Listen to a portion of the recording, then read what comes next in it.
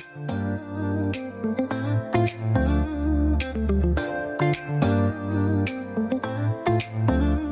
Lusaka to the world, we're turning up the mic. Truth with no filter, cutting through the hype. C&H, bringing light to the dark. With every word, they're igniting the spark. Good afternoon and welcome to the Real Talk with C&H, and a podcast that promotes real talk and real growth. And as usual, the tradition in this podcast, and we introduce ourselves.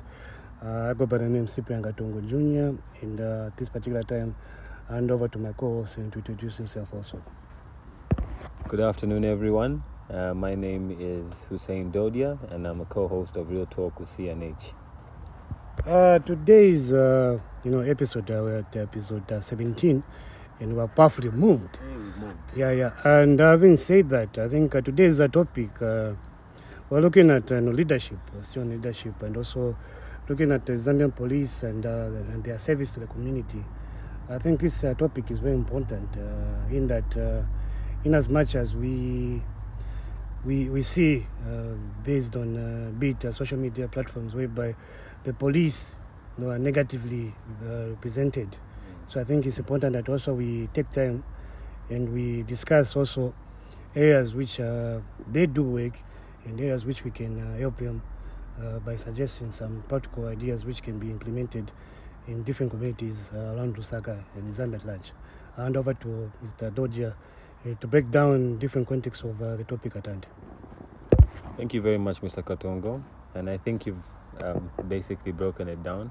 But yeah, as he has explained, we're looking at the Zambia Police and how their service impacts the community, and obviously what challenges they face in these areas, obviously from a citizen's perspective, and how we could assist in overcoming these challenges, not only as citizens but as a nation at large. As we all know, the police service is our first line of defense as citizens. So they're there to serve and protect us throughout our daily lives, in everything we do, to manage and basically regulate daily life of the citizens. So as Mr. Katongo said, yes, I think it's a very important aspect of a nation, especially if it's in a situation where it's neglected, or poorly managed. It then becomes a problem to the citizens at large, because then it starts to not only deteriorate our security forces, but also in turn put a burden on citizens. So I think it's very important that we look at our police service and how we can look at ways and means to improve their means of service, as well as also look at the areas in which they've been quite impactful. Thank you. At this particular time, I'll pose this question to Mr. Dodia to just break down what he has outlined there. Let's kickstart the topic at hand. Your take, Mr. Dodia, how do you think the Zambian Police Service can leverage between community engagement to build trust, cooperation, and also drive meaningful change in the lives of citizens? Thank you very much, Mr. Katongo, and I think that's a good place to start. So I'll get right into answering your question. I think that with all government or state-run institutions, we need to first build capacity in them. So build capacity can mean providing the adequate resources, the necessary manpower. It could be financially, or in terms of equipment, technology. So I think this is where we should start, educating them as well on the modern technologies. We've seen in the movies how they do all this forensic analysis, and they've got people who come and dust for fingerprints, and they have a different set of people who come and assess the crime scene, and they have a different set of people who do other sorts of work, the cleanup. So I think it's important that firstly capacity is built in the defense forces, and obviously, secondly, is educating them. Thirdly, I would say is obviously practice. As with everything, and I think also with law enforcement, I believe with law enforcement and in everything you do in life, there must be consistency. Practice training, if I can call it that. So the first would be capacity, the next would be education, and the third would be continuous development and training in the police defense. Yes. No, thank you very much. And to just add on to what he has, powerfully outlined, I think leveraging on the community engagement, I think, can also, this will ensure also that the police will be proactive and also transparent and also responsive to community concerns. Definitely. Because at the end of the day, given that, like he has powerfully said, financial strength, educated in modern day technology, Yes. I think they can be motivated also to be efficient in the work they do, and also the community can trust them, because it means that the foundation has been built, whereby they can also be engaged in the community. Community concerns can be addressed, be it short term and long term, in that sense. So having said that, today, it's a very powerful topic, so I don't want to, dilute or add more. It's a sin. Please do. So at this particular time, I want Mr. Dodia, to come in also and briefly talk about effective strategies which can be adopted by the police in terms of us being community members.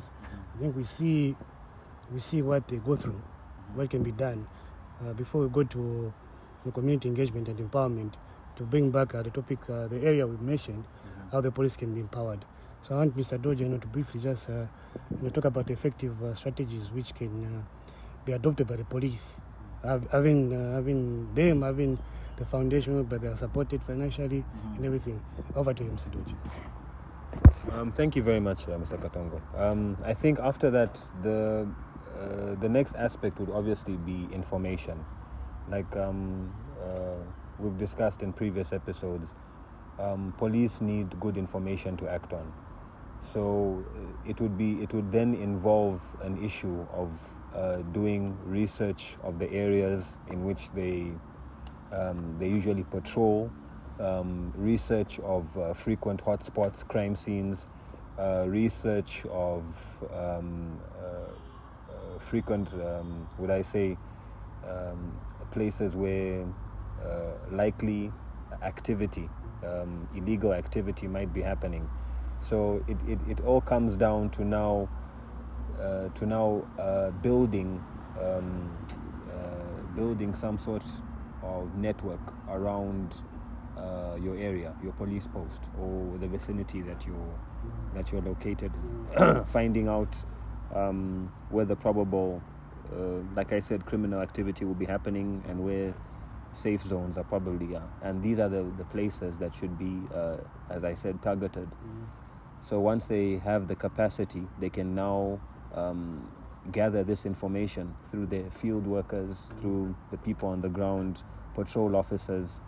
RATSA could get involved as well and help gather this information. So I think the next key aspect is information. Yes. And just to top it up on information also, we have a neighborhood watch in different communities.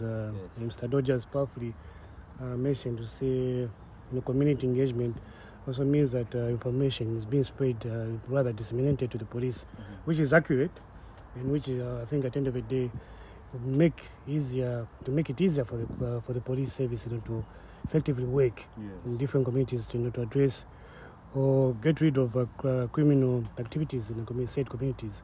So having said that, I also strongly think that if police are given the right information, they can also formulate frameworks which can be beneficial in the sense of a community engagement. If let's say for example, youths who are, for lack of a better term, misbehaving in the community. So if information which is given to them, away from arresting those people who are prone to criminal activities, but it's imperative that the police also formulate ways of also engaging those youths to find ways of sourcing the income, not from criminal activities. So I think Mr. Dodia has given a very strong point there to say if the information is accurate, the police also can engage the community in ways of how they can also help, those repeated offenders. Because at the end of the day, it shouldn't be just a case of them just arresting people. But it should be also building the communities and top it up the trust at the same time. And having said that, I want Mr. Dodia also to come in and briefly tackle on the issue of how these now empowerment plans can be put in place so that those repeated offenders can be given that opportunity to learn, from a business aspect. Mr. Dodia, over to you. No, thank you very much, Mr. Katongo. And I think it's also a very important area to consider because, as we know, we do have issues where sometimes we have overflooding in our prison systems. So there are other alternatives that we could use to sort of deal with those crowds. I think the best way, the alternative though, would be to introduce rehabilitation programs, especially for misdemeanor offenses. If you're dealing with criminal cases, I mean, that's up to the justice system. I cannot speak on their behalf, but with basic police cases that can be handled at that level, I believe a system of rehabilitation can be introduced, especially for our people on the street. And I don't want people to see this in a sense of maybe it's an abusive way. No, but in a sense of helping them, in genuinely helping these children, these people that live on the street. Like you said, we can educate them to find other sources of income. But if this child has nothing to go back on and he's begging on the street, for him to even listen to you is quite almost impossible. Yes.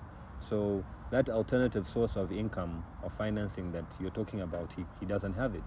So he resorts to stealing, to trying to do all this type of illegal business on the streets so that he can make money to feed his family or, his mother or whoever sends him out there.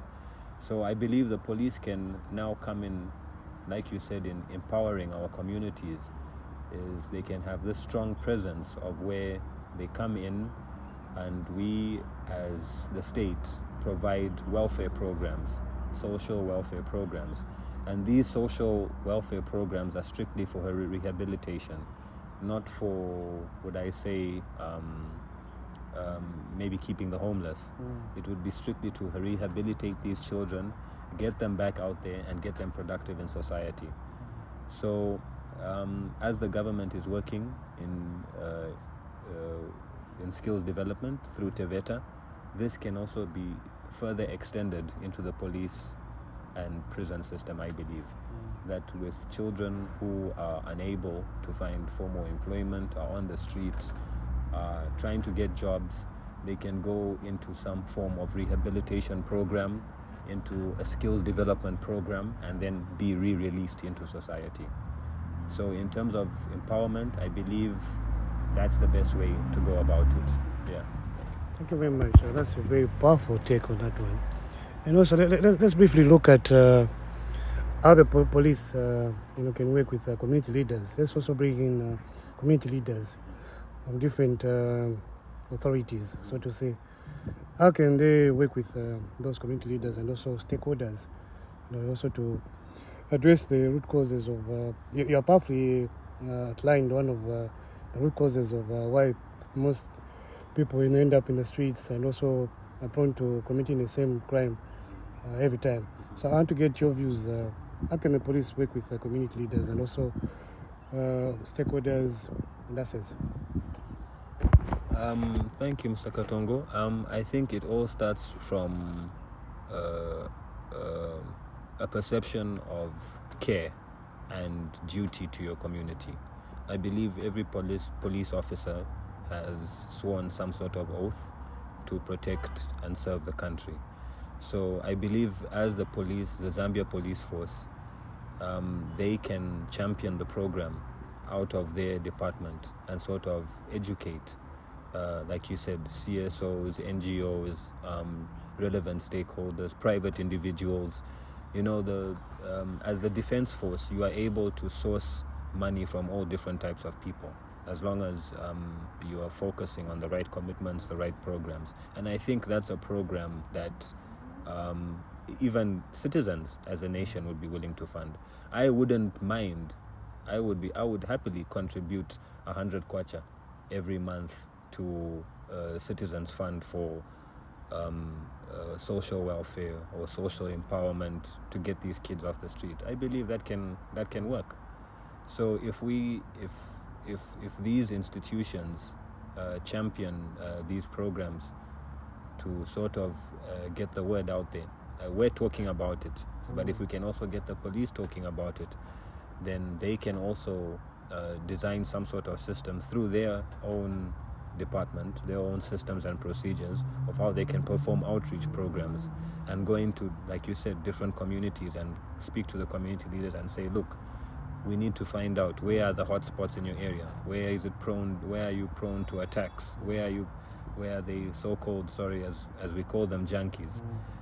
These are people who can assist and help with that type of information.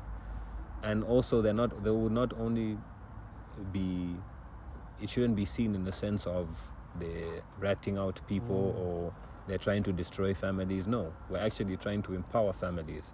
We're trying to make their children better through a government-run system. And I'm confident that it's possible. Yeah. Thank you very much. To add on to that, Kulufyanya, having said that, let's briefly look at also leadership within the police system.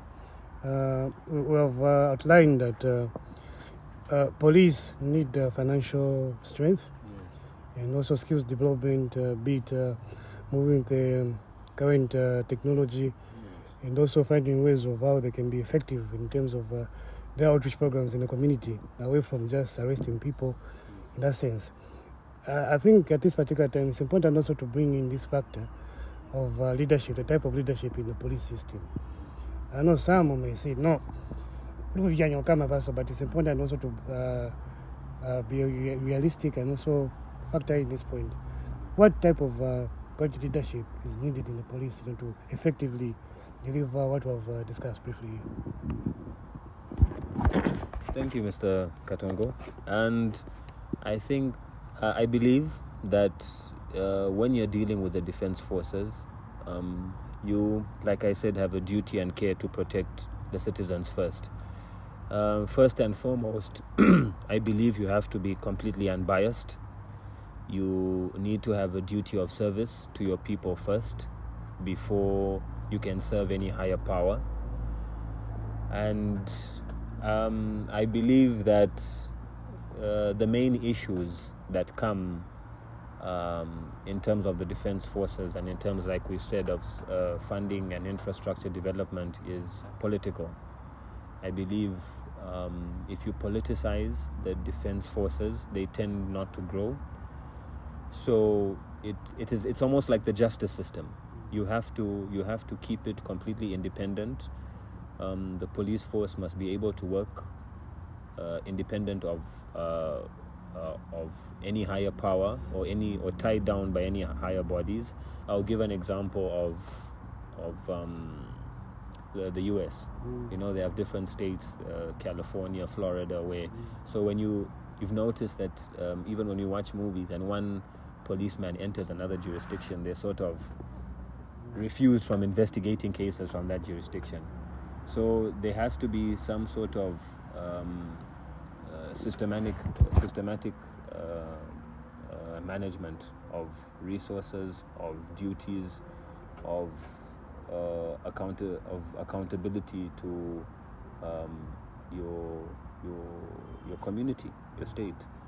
And I believe that's where our... In fact, you have powerfully brought out a very interesting and also same time, like I mentioned, powerfully, in that you have looked at the leadership aspect, the top leadership.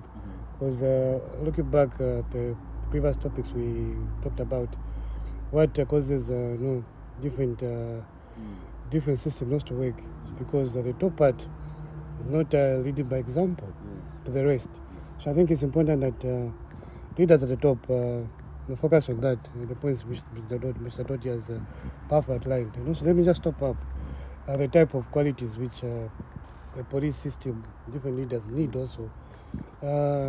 This can include empathy. Because, we given a scenario that they have been given everything, the financial strength, support rather, and the likes, skills development, like I've repeatedly said, moving with technology and everything. But it's important that they also have empathy for the community. Be accommodating. Don't just treat every person like a criminal.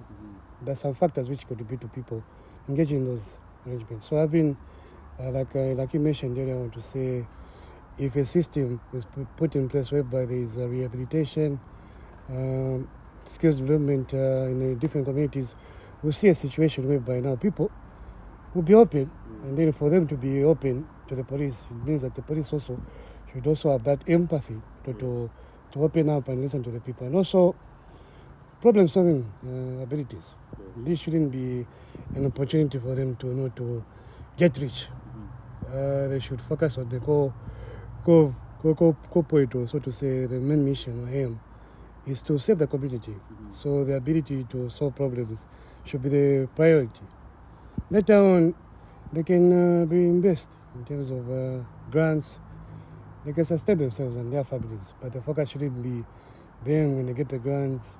The ability now goes to them just solving their personal problems. Shouldn't be the case.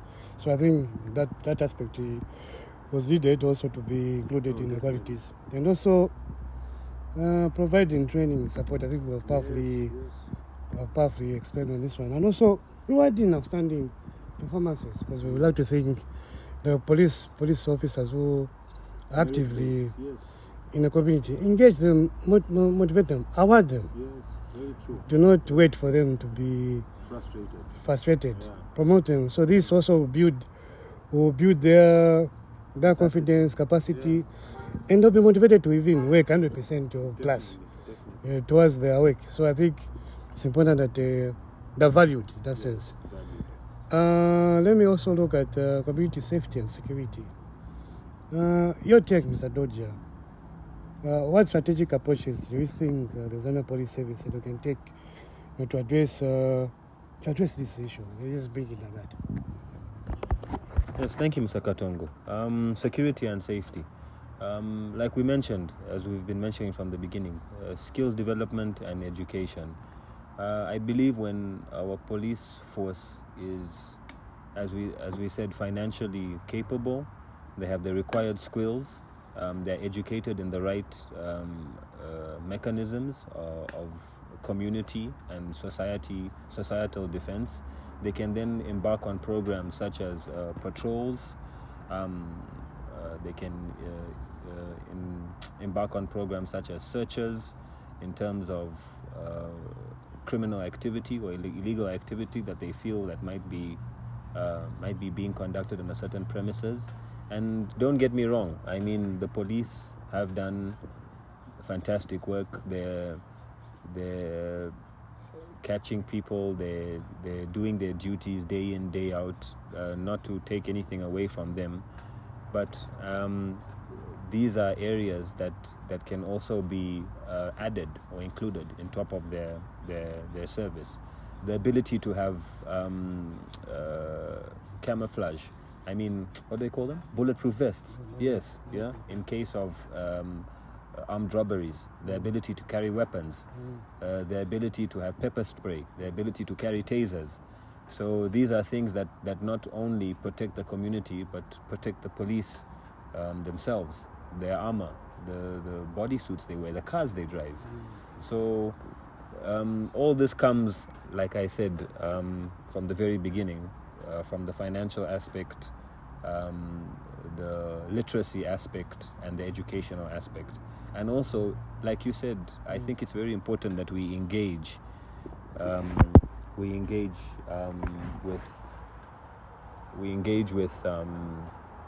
the community so that trust is built. I believe the more times that the police come into contact with citizens, the more times they can show that they are around, or that they're available, or that when you walk out of your yard, you feel safe that the police are around, or that you know that you can call them whenever. When you have that sense of urgency and it's responded to with excellent service, then you feel security, you feel safety, and most importantly, you feel trust. Thank you, Mr. Tom. Like I said, today's topic is a very powerful one, and our podcast, the Real Talk with CNH, we love, to have fresh perspectives.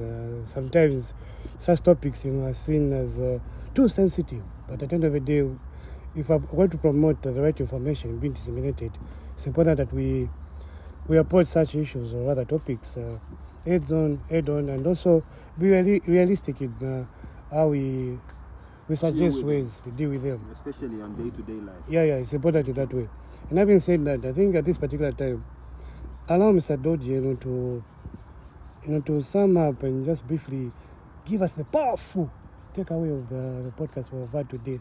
And maybe before he does that, any addition to what? No, thank you, Mr. Katongo. I'm good. But if you want me to summarize, I can sum up right now. Okay, thank you. Okay, so basically, as the topic suggests, we're talking about the Zambia Police and their service to the community.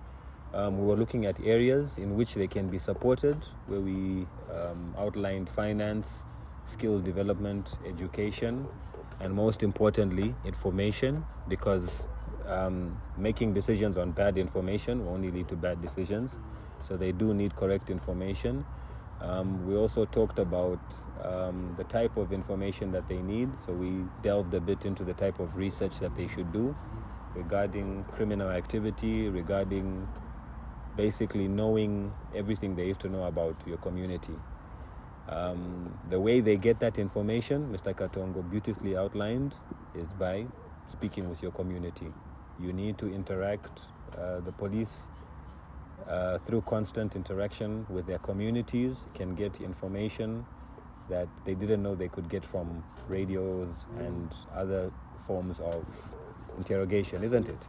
By simply interacting with your citizens, there's so much information that can be obtained, especially on ongoing or pending cases that they might feel. We're not here to delve too much into how the police work, but we're just talking briefly about their service and what we can do to sort of benefit and assist. Yeah, and then now finally, we looked at rehabilitation and empowerment, and in terms of them serving the community and how these aspects can help obviously develop our communities at a local level and at a national level. And I think that's about it. Anything else to add, Mr. Katongo? Also, having this system which is effective in terms of how they approach the community in a way that they have empathy, towards the community. I think it will build also trust and also transparency and accountability at the end of the day, because everything will be seen in open and people can trust the police.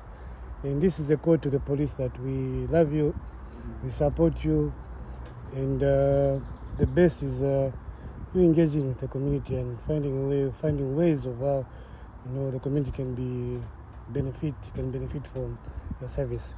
And having said that, this has been the Real Talk with CNH episode 17, and this has been a very powerful discussion. Kulunda pokurufyanya. Join us for the next topic, and have a blessed weekend. Thank you. Goodbye.